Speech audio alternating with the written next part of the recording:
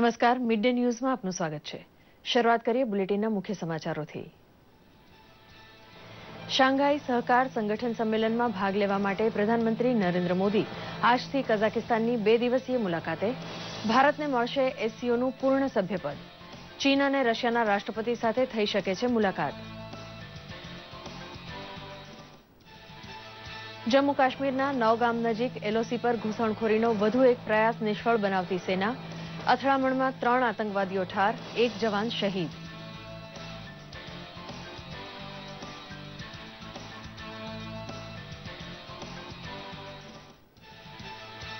ગુજરાતમાં આજથી ગ્રામ કક્ષાના ત્રિદિવસીય શાળા પ્રવેશોત્સવનો આરંભ. મુખ્યમંત્રીએ દાહોદ જિલ્લાના રૂપાખેડા ગામેથી કરાવ્યું ભૂલકાઓનું નામાંકન. પ્રવેશોત્સવને કારણે સાક્ષરતા દર વધીને 75% થયો હોવાનું તથા ડ્રોપઆઉટનું પ્રમાણ ઘટ્યું હોવાનું જણાવ્યું. મુખ્યમંત્રી વિજયભાઈ રૂપાણીએ ભાવનગરમાં 276 કરોડ રૂપિયાના વિકાસ કાર્યોનું કર્યું લોકાર્પણ. ધોરણ 10 અને 12 પાસ વિદ્યાર્થીઓને નવા પ્રવેશ સાથે 8,000ની કિંમતનું ટેબ્લેટ 1,000માં આપવા કરી જાહેરાત. Ghogha Dahej રોરો ferry service 15 August સુધીમાં શરૂ થશે.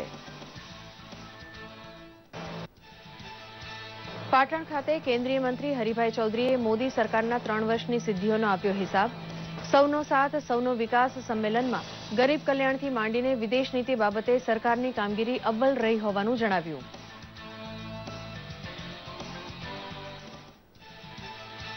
યુરિયા ખાતરમાં કોટિંગ માટે જરૂરી લીંબોળીના તેલ માટે લીંબોળીની ખરીદી કરશે જીએનએફસી.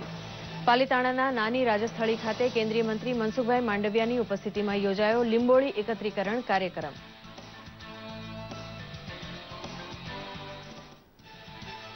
આજથી ગાંધીનગર ખાતે CISF પ્રાયોજિત પ્રધાનમંત્રી ઉર્જા ફૂટબોલ કપનો આરંભ. રાજ્યપાલ OP કોહલી ટુર્નામેન્ટને મૂકશે ખુલ્લી. 15 જૂન સુધી ગુજરાત, મહારાષ્ટ્ર, ગોવા અને 3 કેન્દ્રશાસિત પ્રદેશોની ટીમ વચ્ચે ટક્કર. ચેમ્પિયન્સ ટ્રોફીમાં આજે ભારત અને શ્રીલંકા વચ્ચે મુકાબલો. ભારત માટે સેમીફાઇનલમાં સ્થાન નિશ્ચિત કરવાની છે સુવર્ણ તક. સમાચાર વિગતવાર. પ્રધાનમંત્રી નરેન્દ્ર મોદી 2 દિવસીય શાંઘાઈ સહકાર સંગઠન એટલે કે SCOના સંમેલનમાં ભાગ લેવા કઝાકિસ્તાનની રાજધાની અસ્તાના જવા રવાના થયા હતા. મધ્ય એશિયા સાથેના સંબંધોને ગાઢ બનાવવાના હેતુથી યોજાઈ રહેલા સંમેલનમાં ભારતને શાંઘાઈ સહકાર સંગઠનનું સભ્યપદ પ્રદાન કરવામાં આવશે. અત્યાર સુધી ભારત આ સંગઠનમાં માત્ર નિરીક્ષક દેશ તરીકે સામેલ હતો. સમારોહ દરમિયાન પ્રધાનમંત્રીની ચીન અને રૂસના રાષ્ટ્રપતિઓ સાથે દ્વિપક્ષીય બેઠક યોજવાની પણ શક્યતા છે. આ સંમેલનમાં ભારતને પૂર્ણ સભ્યપદ મળ્યા બાદ વ્યાપાર અને આર્થિક ક્ષેત્રે વિશેષ લાભ મળશે. આ ઉપરાંત જોડાણ, ઉર્જા, બેન્કિંગ અને આતંકવાદ વિરુદ્ધની લડાઈ શાંઘાઈ સંગઠનમાં સહકારના મુખ્ય ક્ષેત્રો છે. પ્રધાનમંત્રીએ SCO સાથે ભારતના સંબંધો વધુ મજબૂત બનવાની આશા વ્યક્ત કરી છે. જમ્મુ કાશ્મીરના નવગામ ક્ષેત્રના સેનાના જાંબાજ જવાનોએ આતંકવાદીઓના ઘૂસણખોરીના પ્રયાસને નિષ્ફળ બનાવ્યો છે. અથડામણમાં સેનાએ 3 આતંકવાદીને ઠાર માર્યા છે. જોકે આ કાર્યવાહીમાં 1 જવાન પણ શહીદ થયો છે. આતંકવાદીઓ સાથેનું એન્કાઉન્ટર હજી પણ ચાલી રહ્યું છે. છેલ્લા 48 કલાકમાં પાકિસ્તાની આતંકવાદીઓ દ્વારા ઘૂસણખોરીનો આ બીજો પ્રયાસ છે. ઉલ્લેખનીય છે કે આજે સવારે અંકુશ રેખા ખાતે આતંકવાદીઓ નજરે પડતા તૈનાત જવાનોએ ગોળીબાર કર્યો હતો, જેના પગલે તેમની ઘૂસણખોરી કરવાની મેલી મુરાદ સફળ થઈ ન હતી. ભારતે આર્થિક સહકાર અને વિકાસ સંગઠન એટલે કે OECDની બહુસ્તરીય સંધિ ઉપર સહી કરી છે. આ કરારનો હેતુ બહુરાષ્ટ્રીય કંપનીઓ દ્વારા સરહદ પારથી થતી ટેક્સ ચોરીને અટકાવવાનો છે. કેન્દ્રીય નાણામંત્રી અરુણ જેટલીએ જણાવ્યું હતું કે ટેક્સ અંગેના પગલાં અમલમાં મૂકવા પેરિસમાં કરેલા કરારોના કારણે આધાર ધોવાણ અને નફાનું સ્થળાંતર થતું રોકી શકાશે. આ સંધિ પર ભારત સહિત 65થી વધુ દેશો હસ્તાક્ષર કરી ચૂક્યા છે. આગામી દિવસોમાં અન્ય દેશો પણ આ કરાર પર હસ્તાક્ષર કરશે તેવી શક્યતા છે. બ્રિટનમાં આજે સામાન્ય ચૂંટણીઓ યોજાઈ રહી છે. છેલ્લા કેટલાક સમયમાં બ્રિટનમાં રાજકીય સમીકરણો બદલાયા છે અને આતંકવાદી હુમલાઓ ચૂંટણીમાં મુખ્ય મુદ્દા બન્યા છે. આજે યોજાનારી ચૂંટણીમાં ભારતીય મૂળના 56 ઉમેદવારો પણ મેદાનમાં છે. ભારતીય સમય મુજબ સવારે અંદાજે 11:30 વાગે 40,000 મતદાન મથકો પર મતદાન શરૂ થયું છે, જેમાં 4.69 કરોડ મતદારો 650 સાંસદોને ચૂંટશે. ચૂંટણીનું અંતિમ પરિણામ આવતીકાલે આવે તેવી શક્યતા છે. બ્રિટનમાં સરકાર રચવા કોઈ પણ પક્ષે 326 બેઠકો જીતવી જરૂરી છે. ઉલ્લેખનીય છે કે પ્રધાનમંત્રી થેરેસા મેએ 18મી એપ્રિલના રોજ મધ્યસત્ર ચૂંટણીઓ જાહેર કરી હતી, ત્યારે તેમની લોકપ્રિયતા ટોચ ઉપર હતી. બ્રેક્ઝિટની પ્રક્રિયા શરૂ કર્યા બાદ તેમના પક્ષે વિપક્ષ લેબર પાર્ટી ઉપર બમણી સરસાઈ મેળવી હતી, પણ છેલ્લા કેટલાક દિવસો દરમિયાન કન્ઝર્વેટિવ પક્ષના થેરેસા મેની લોકપ્રિયતા સતત ઘટી રહી છે. રાજ્યના ગ્રામ કક્ષાના 15મા કન્યા કેળવણી શાળા પ્રવેશોત્સવના ત્રિદિવસીય અભિયાનનો મુખ્યમંત્રી વિજયભાઈ રૂપાણીએ આજે દાહોદના રૂપાખેડા ગામેથી શુભારંભ કરાવ્યો હતો. પહેલા ધોરણમાં 30 છોકરા અને 28 છોકરીઓ મળીને 58 બાળકોને શાળામાં પ્રવેશ અપાયો હતો. આ ઉપરાંત ધોરણ 8માં ઉત્તીર્ણ થયેલા 112 વિદ્યાર્થીઓનું મુખ્યમંત્રીના હસ્તે 9મા ધોરણમાં નામાંકન કરાયું હતું. શાળામાં પ્રવેશ લેનારી છોકરીઓને મુખ્યમંત્રીએ કન્યા કેળવણી બોન્ડ્સ પણ અર્પણ કર્યા હતા. આ પ્રસંગે મુખ્યમંત્રીએ જણાવ્યું હતું કે શાળા પ્રવેશોત્સવ ઝુંબેશના કારણે વાલીઓ જાગૃત થયા છે અને રાજ્યનો સાક્ષરતા દર વધીને 75%એ પહોંચ્યો છે. તો સામે બાળકોનું શાળા છોડવાનું પ્રમાણ એટલે કે ડ્રોપઆઉટનો દર ઘટીને 2.5% થયો છે. મુખ્યમંત્રીએ રૂપાખેડાની શાળા માટે ₹1 કરોડની જાહેરાત પણ કરી છે. ઉલ્લેખનીય છે કે આ ગ્રામ કક્ષાનો શાળા પ્રવેશોત્સવ છે. આ અભિયાનમાં રાજ્ય મંત્રીમંડળના સભ્યો જિલ્લે સામેલ થયા છે. કેન્દ્રમાં નરેન્દ્ર મોદી સરકારને 3 વર્ષ પૂરા થવા નિમિત્તે દેશભરમાં અનેક આયોજનો કરાયા છે, જેમાં 3 વર્ષ દરમિયાન સરકારે કરેલી કામગીરીની માહિતી પ્રજા સુધી પહોંચાડવામાં આવે છે. આ ઝુંબેશ અંતર્ગત પાટણના ચાણસ્મા ખાતે કેન્દ્રીય સૂક્ષ્મ, લઘુ અને મધ્યમ ઉદ્યોગ મંત્રી હરિભાઈ ચૌધરીના વડપણ હેઠળ સૌનો સાથ સૌનો વિકાસ સંમેલન યોજાઈ ગયું. સંમેલનમાં મંત્રીશ્રીએ કેન્દ્ર સરકારની પ્રધાનમંત્રી જનધન યોજનાથી માંડીને વિમુદ્રીકરણ સુધીની પ્રજાલક્ષી યોજનાઓની માહિતી આપી હતી. કાર્યક્રમમાં શ્રમ અને રોજગાર મંત્રી દિલીપભાઈ ઠાકોર અને ભાજપા પ્રદેશ મહામંત્રી કેસી પટેલ ઉપરાંત ધારાસભ્યો, સ્થાનિક આગેવાનો અને પ્રજાજનો મોટી સંખ્યામાં જોડાયા છે. ઉલ્લેખનીય છે કે સરકારની સિદ્ધિને છેવાડાના માનવી સુધી પહોંચાડવા દેશભરમાં 575 જગ્યાએ આવા સંમેલનો યોજાઈ રહ્યા છે. ખાસ કરીને નરેન્દ્રભાઈની સરકારે એ ગરીબોની સરકાર, વંચિતોની સરકાર, દલિતોની સરકાર, આદિવાસીની સરકાર, મહિલાઓ યુવાનોની સરકાર અને સબકા સાથ સબકા વિકાસના મંત્ર સાથે અમે 3 વર્ષમાં જે કામ કર્યું એમાં અમારી સરકાર ઉપર અને નરેન્દ્રભાઈના કોઈ પણ મંત્રી ઉપર એક પણ ભ્રષ્ટાચારનો આરોપ નથી. એટલે ચૂંટણીના ઢંઢેરામાં મેં કહ્યું હતું કે અમે ભ્રષ્ટાચાર મુક્ત શાસન આપશું, તો આજે 3 વર્ષમાં એક પણ આક્ષેપ થયો નથી. અને દરેક વ્યક્તિ અમારા માટે વીઆઈપી છે એવું સાહેબે કહ્યું અને આખા દેશનો આજે સર્વાંગી વિકાસ થઈ રહ્યો છે. અને હું માનું છું એ પ્રમાણે નરેન્દ્રભાઈની સરકારના પૂરે 3 વર્ષ સફળતાપૂર્વકના છે. 2022ની અંદર ગરીબ વ્યક્તિના પ્રધાનમંત્રી આવાસ યોજનાનો લાભ મળે તેવી યોજના બનાવેલી છે.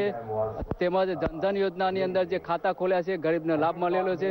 તેમજ નાણાબંધી જે 500 અને 1000ની નોટોની નાણાબંધી નોટબંધી કરીએ છીએ, એ નોટબંધીથી આજે દેશની અંદર કાળું નાણું પણ પ્રાપ્ત થયેલું છે અને દેશનો એનાથી સારો એવો વિકાસ થશે.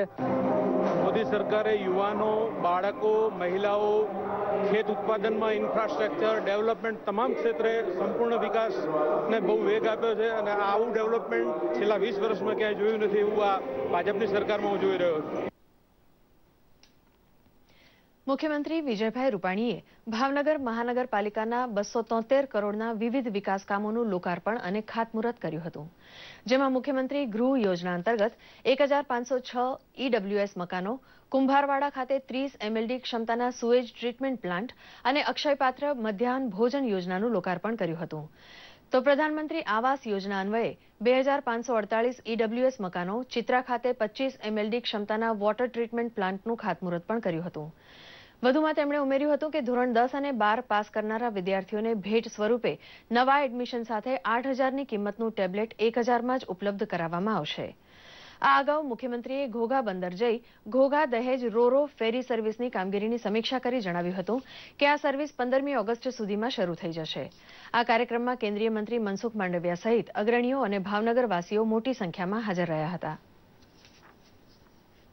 સ્ટીમરની કન્ડિશન, NOC અને એની મંજૂરી એ પણ ઝડપથી આવી જશે અને આશા છે કે આપણે 15 ઓગસ્ટની આસપાસ આ ફેરી સર્વિસ ચાલુ કરી અને વર્ષો જૂનું ભાવનગરના લોકોની જે લાગણી અને સુરતના લોકોની જે લાગણી એ મને લાગે છે કે ભગવાન પૂરી કરશે. સાહેબ, મુખ્યમંત્રી જ્યારે નરેન્દ્રભાઈ હતા ત્યારે એમણે ખાતમુહૂર્ત કર્યું હતું, લોકાર્પણ પણ એ જ કરશે?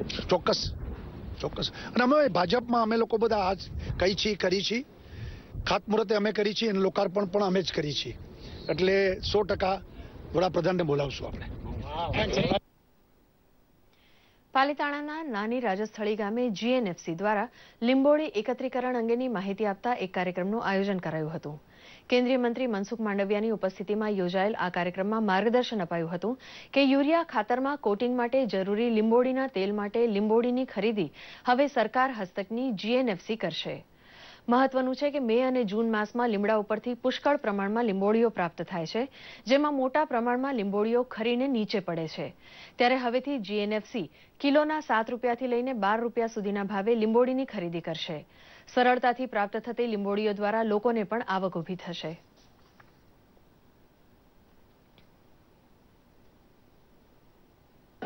લીંબોળી ખરીદીને એનું તેલ કાઢવાનો પ્લાન્ટ પણ નાખવામાં આવ્યો છે.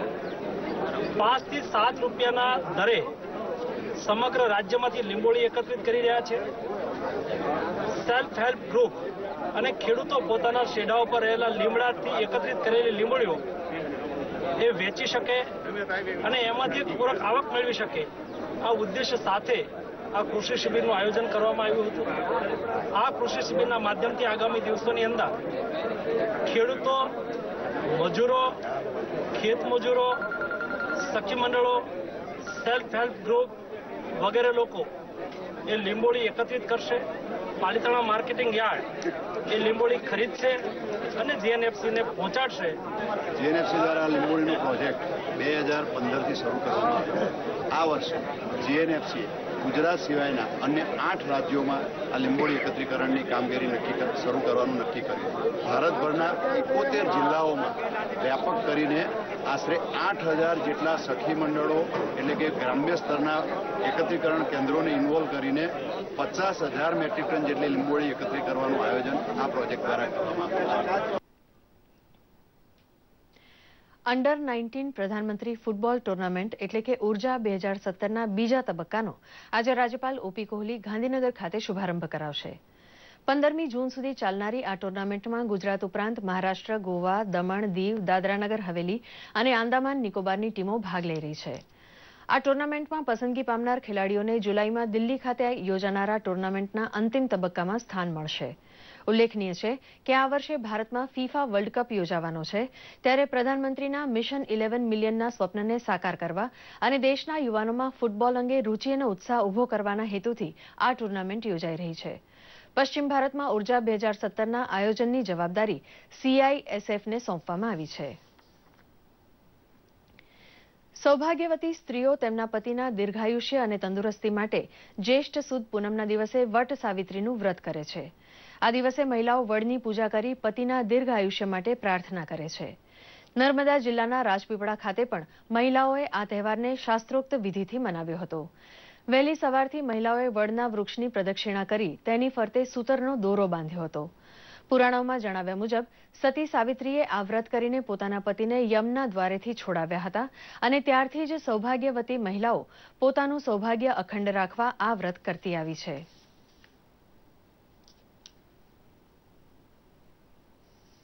સાથે વિજ્ઞાન પણ જોડાયેલું છે. કેવી રીતના?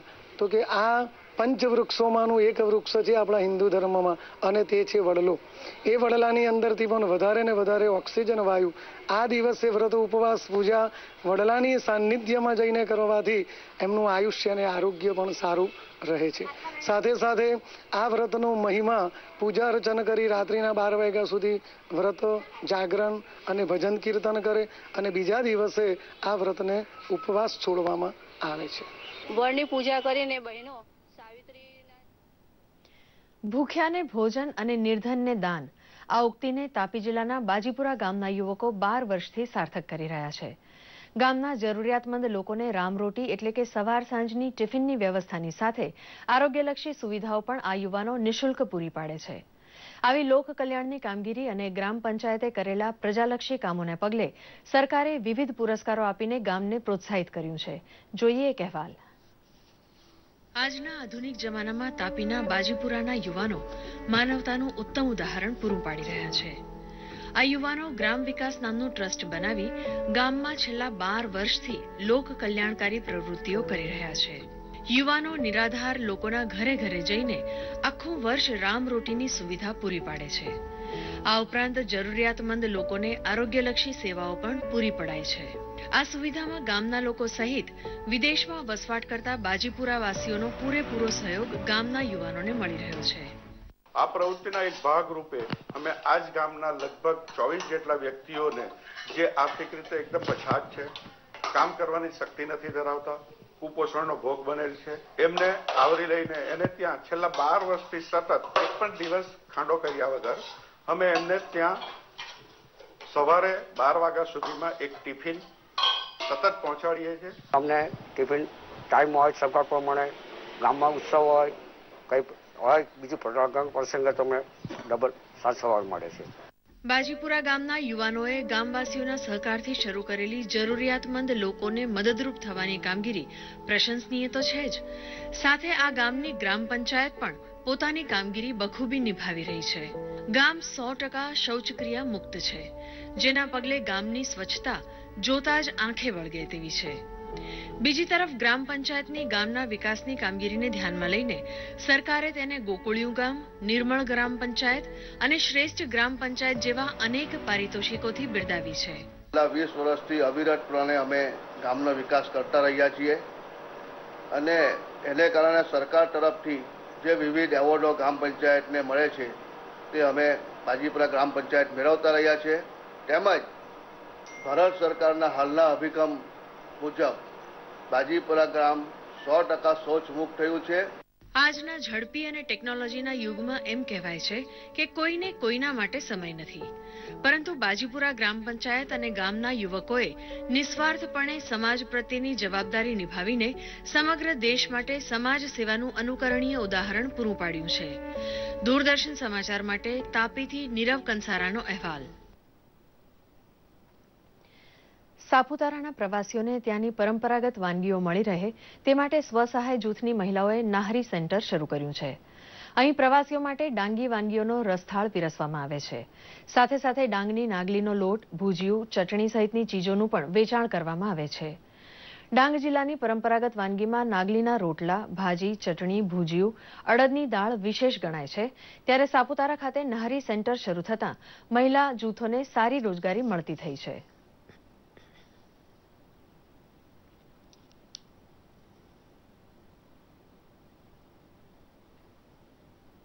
નાગલીના રોટલા, અડદની દાળ, ભુજિયું, વાંસનું અથાણું, વાંસના રમકડા, એમ અલગ અલગ ડાંગી આદિવાસી વેરાયટી મળે છે અને એમાં આ બહેનો જૂથના બહેનો સારી એવી રોજગારી મેળવી રહી છે. જમવાનું બનાવતા છે, નાગલીના રોટલા, અડદની દાળ, જે અહીંયા પ્રવાસીઓ આવે છે સારી રીતે અમે વેચાણ કરીને એ લોકોને જાણકારી આપતા છે. ખાતર વગરનું જમવાનું મળે છે, પૌષ્ટિક આહાર છે. જુદી જુદી વાનગીઓનું વેચાણ કરી રહેલા. આ વેચાણ દ્વારા આ બહેનોને સારા એવા પ્રમાણમાં રોજગારી મળી રહી છે અને જેના કારણે આ બહેનોને એક રોજગારીની સારી તક મળે છે કે જેથી કરીને દૂર દૂરથી આવતા સહેલાણીઓ આ ડાંગી ફ્રૂટની વાનગીઓ ખાઈને.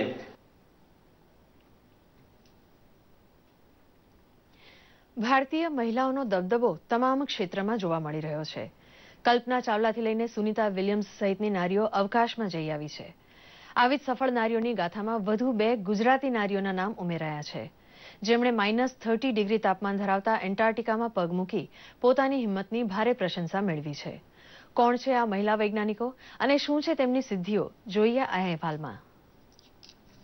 સામાન્ય રીતે -25 થી -45 ડિગ્રી સેલ્સિયસ તાપમાનમાં જવાનું આપણે વિચારી પણ નથી શકતા, પરંતુ અમદાવાદ ઇસરો સેન્ટરે આ વર્ષે હાડ થીજાવતી ઠંડીમાં પુરુષો જ નહીં પણ મહિલા વૈજ્ઞાનિકોને પણ મોકલ્યા હતા. આ વર્ષે મહિલાઓની સંખ્યા વધુ હતી, તેમાં ગુજરાતની 2 મહિલાઓએ પણ પોતાની તાકાત બતાવી છે. જોમ અને જુસ્સાથી ભરેલી કિરલ ઘોડાદરા અને પૂર્વી જોશી ન માત્ર ત્યાં ગયા, પરંતુ -25 થી -45 ડિગ્રી વચ્ચેના તાપમાનમાં સતત 97 દિવસ સુધી રહી ગ્લેશિયર પર થતા ફેરફારની કામગીરીનું નિરીક્ષણ કર્યું હતું. આ ટીમમાં સામેલ થવા બંને મહિલા વૈજ્ઞાનિકોએ ઉત્તરાખંડના ઓલી ખાતેથી માત્ર શારીરિક જ નહીં માનસિક ટ્રેનિંગ પણ લીધી હતી. અને ડિસેમ્બરમાં એન્ટાર્કટિકા જઈ સફળતાપૂર્વક પ્રોજેક્ટ પૂર્ણ કર્યો હતો.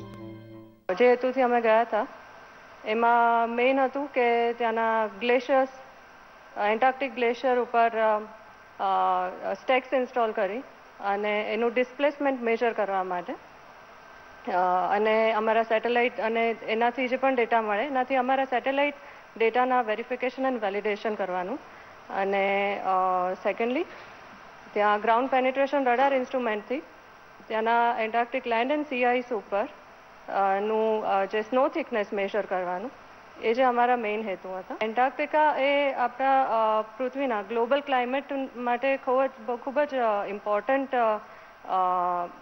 છે સ્ટડી કરવા માટે, કારણ કે જે આપણું ગ્લોબલ વોર્મિંગ છે કે ક્લાઇમેટ ચેન્જ છે એ બધા માટે એનો ઘણો મોટો રોલ છે. મહત્વનું છે કે કેન્દ્રીય પૃથ્વી વિજ્ઞાન મંત્રાલય દ્વારા દર વર્ષે એન્ટાર્કટિકામાં ભારતીય વૈજ્ઞાનિક મિશનનું આયોજન કરાય છે અને ઇસરો દર વર્ષે પોતાના વૈજ્ઞાનિકોની ટીમ મોકલી ત્યાં વિવિધ સંશોધનો કરે છે. આ વર્ષે 36માં ભારતીય વૈજ્ઞાનિક અભિયાનમાં સેક એટલે કે સ્પેસ એપ્લિકેશન સેન્ટરે પોતાની ટીમ મોકલી હતી, જેમાં ડીજીપી એટલે કે ડિફરન્શિયલ ગ્લોબલ પોઝિશનિંગ સિસ્ટમ મારફતે એન્ટાર્કટિકાના ભારતી અને મૈત્રી સ્ટેશનો પર બરફની ઘનતા માપવા સ્ટેક લગાવ્યા હતા. હવે આવતા વર્ષે એક ટીમને ઇસરોમાંથી મોકલવામાં આવશે અને તે ચકાસશે કે બરફ ઓગળે છે કે નહીં. तो ट्रेनिंग जो होती है ये मानसिक बल का ट्रेनिंग होती है. इनफैक्ट ये बीएसएफ ने ये ट्रेनिंग लेते हैं, ये महीना भर का ट्रेनिंग होती है. और इसका आपको तो हेल्थ तो रहना पड़ेगा. हेल्थी मतलब आपको बाहुबली होने का नहीं, आपको हार्ट रेट बराबर रहने का, आपको स्टेमिना रहने का, घंटे घंटे तक खड़ा होकर काम करने का स्टेमिना रहने का. तो इन दोनों ने ये परीक्षण का माध्यम से पास हुए तभी उधर जा सके. अभी आप देखेंगे जो इसरो पे सभी काम पे महिला ने आगे गए हैं. आप कोई भी काम बोले, लॉन्चर डिजाइन से लेके इंटीग्रेशन से लेके payload integration, payload checkout, satellite integration, आप कहीं पे देखेंगे उन्होंने आगे बढ़े हैं. अभी भी लीडरशिप रोल पे भी आ रहे हैं. 98% બરફથી છવાયેલા એન્ટાર્કટિકામાં અદમ્ય સાહસ દાખવતી આ મહિલા વૈજ્ઞાનિકોએ આ યાદગાર ક્ષણોને કેમેરામાં કેદ કરી હતી. અમદાવાદ ઇસરોએ મહિલા વૈજ્ઞાનિકોને વૈશ્વિક સ્તરે મોકલવાનું આ બીડું ઝડપ્યું છે તે ખરેખર પ્રશંસનીય છે. ત્યારે કિરલ અને પૂર્વી પણ આ તકને પોતાના જીવનની યાદગાર પળ ગણાવી રહ્યા છે.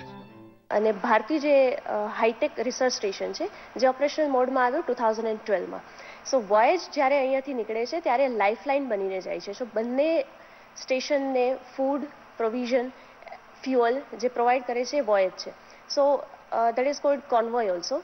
સો કોન્વોય બેઝિકલી આ વર્ષે મતલબ for the first time female participation રહ્યું, જેમાં I was one of the member. So એ મારા માટે લાઝરેફ આઈશેલ્ફ પર પિસ્ટન બુલેટ ડ્રાઈવ કરીને નાઇટ ટાઈમમાં જવું, that was an amazing experience. પૃથ્વી પરનો આ નૈસર્ગિક નજારો જોવા અને ત્યાં પ્રયોગો કરવાની તક મળતા આ બંને મહિલા વૈજ્ઞાનિકો ગર્વ અનુભવી રહી છે. તેમનું આ અપ્રતિમ સાહસ આગામી પેઢીની મહિલાઓને પણ પ્રેરણા પૂરી પાડશે. બ્યુરો રિપોર્ટ, દૂરદર્શન સમાચાર, અમદાવાદ. વિધાનસભાની આગામી ચૂંટણીને અનુલક્ષીને ભારતીય જનતા પાર્ટી દ્વારા ચૂંટણી ઢંઢેરા માટે સૂચનો લેવા માટેનો કાર્યક્રમ અમદાવાદ શહેરમાં યોજાઈ ગયો. જાહેર જનતા પણ પ્રજાલક્ષી વિકાસ કામો માટે પોતાના વિચારોનું સૂચન ભાજપાને કરી શકે અને સૌનો સાથ, સૌનો વિકાસને સિદ્ધ કરવામાં સહભાગીદારી કરે તેવા ઉમદા હેતુથી આ પ્રજાલક્ષી સૂચનો સ્વીકારવાના કાર્યક્રમના શ્રી ગણેશ કરવામાં આવ્યા છે, એમ ભાજપા અગ્રણી જયનારાયણ વ્યાસ અને પ્રદેશ પ્રવક્તા ભરત પંડ્યાએ જણાવ્યું હતું.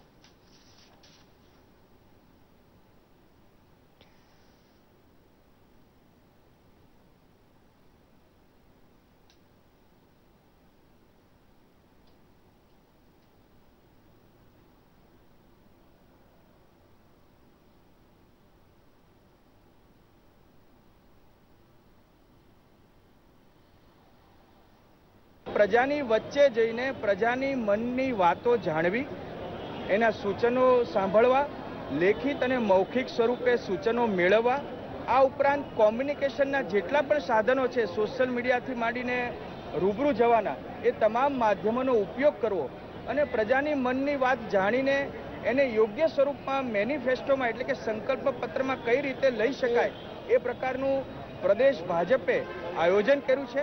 ગુજરાતના 33 જિલ્લાઓ અને 8 મહાનગર એમ 41 જગ્યાએ આ પ્રકારના કાર્યક્રમો થશે. ક્રિકેટ ચેમ્પિયન્સ ટ્રોફીમાં પાકિસ્તાન પર શાનદાર વિજય મેળવ્યા બાદ ભારત આજે શ્રીલંકા સામે ટકરાશે. ભારતીય ટીમ આજે શ્રીલંકન ખેલાડીઓને હરાવીને ચેમ્પિયનશિપની સેમીફાઇનલમાં સ્થાન મેળવવાના ઈરાદે મેદાનમાં ઉતરશે. લંડનના ઓવલમાં ભારતીય સમય મુજબ બપોરે 3 વાગે મેચ શરૂ થશે. આ અગાઉ ગઈકાલે બર્મિંગહામમાં પાકિસ્તાને દક્ષિણ આફ્રિકાને ડકવર્થ લુઇસ નિયમ મુજબ 19 રને હરાવ્યું હતું. દક્ષિણ આફ્રિકાએ 50 ઓવરમાં 219 રન કર્યા હતા, પણ વરસાદના વિઘ્નને પગલે ડકવર્થ લુઇસ નિયમ અંતર્ગત પાકિસ્તાનને 27 ઓવરમાં 119 રનનો લક્ષ્યાંક અપાયો હતો. અને હવે જોઈએ સોશિયલ મીડિયામાં ટ્રેન્ડ થયેલા કેટલાક સમાચારોનો અમારો ખાસ રિપોર્ટ સોશિયલ કનેક્ટ.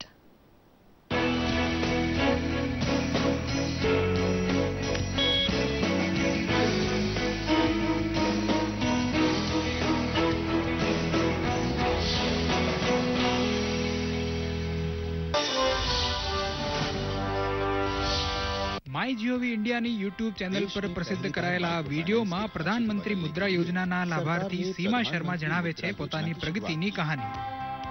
लोन में बहुत ज़्यादा ना तो इंटरेस्ट भी नहीं है और इसमें ना तो मुझे कोई डॉक्यूमेंट्स ज़्यादा देने पड़े हैं, ना मुझे किसी की गारंटी देनी पड़ी है. मुझे ये लोन आसानी से कुछ ही दिनों में मिल गया है. न सिर्फ ये योजना व्यवसाय शुरू करने या बढ़ाने में मदद करती है, इससे देश के कई लोगों को रोजगार के बेहतरीन मौके भी मिले हैं.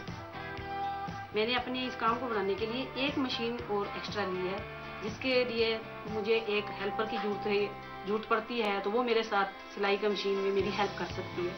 और इससे क्या होगा कि मेरा काम बढ़ेगा, मेरी बहनों का काम बढ़ेगा, उससे मेरा भी तरक्की होगी, मेरे गांव की तरक्की होगी, मेरे देश की तरक्की होगी. मैं इसके लिए प्रधानमंत्री जी की बहुत ज़्यादा आभारी हूँ कि उन्होंने ये लोन मुझे दिया है. आप बहनें जो भी लोन लेना चाहती हैं इसके लिए बैंक से पता कर सकती हैं.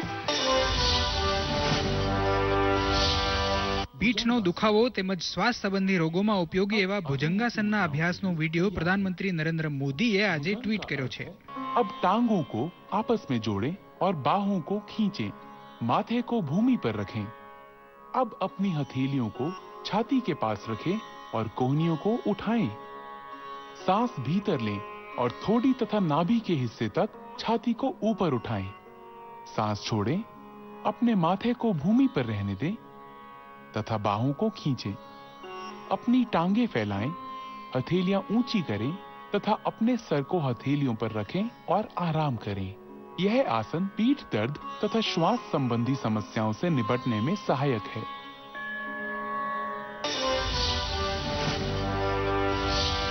ફિલ્મ ટ્રેડ એનાલિસ્ટ તરન આદર્શે માહિતી આપી છે કે અમિતાભ બચ્ચન અને Rishi Kapoor અભિનીત film 102 not out 1 ડિસેમ્બરે રિલીઝ થશે. ઉલ્લેખનીય છે કે ગુજરાતી નાટક પર આધારિત આ ફિલ્મમાં 26 વર્ષ બાદ અમિતાભ બચ્ચન અને ઋષિ કપૂર એક સાથે સ્ક્રીન પર દેખાશે. અભિનેતા અમિતાભ બચ્ચને પોતાના ફેસબુક પેજ પર એક વેલ વિશર દ્વારા મોકલાયેલી તસવીરો શેર કરતા લખ્યું છે કે वृद्धावस्था का सफर व्यर्थ हो जाता है. अगर हमें वो प्रौढ़ता, परिपक्वता, सिद्धि, संपूर्णता और शांति के पद से वंचित करे. મહાનાયકની આ પોસ્ટને લાખો લોકોએ લાઇક કરી છે. દૂરદર્શન સમાચાર માટે સોશિયલ મીડિયા ડેસ્કથી ઋષિકુમાર પંડ્યાનો રિપોર્ટ.